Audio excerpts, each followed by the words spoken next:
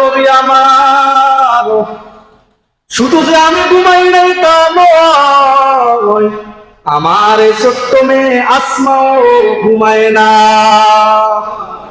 রাসূলের প্রতি এই ভালোবাসাটা দেখে আল্লাহ রাসূল আশ্চর্য হয়ে গেলেন। কি বলে আবু বকর, সে কোনোদিন ঘুমায় নাই, রাসূলের প্রতি এত মহব্বত। এরপরে তারা দুইজন, আল্লাহর নবী এবং আবু বকর সিদ্দিক, তারা দুইজন বের হয়ে গেলেন।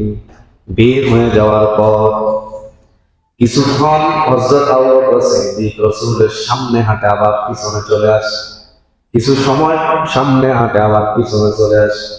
এটা দেখে আল্লাহর নবী প্রশ্ন করলেন, হে আবু বকর, তুমি কেন বারবার সামনে যাও এবং পিছনে যাও? তখন আবু বকর বলেন, ইয়া রাসূলুল্লাহ, আমি আপনার নিরাপত্তা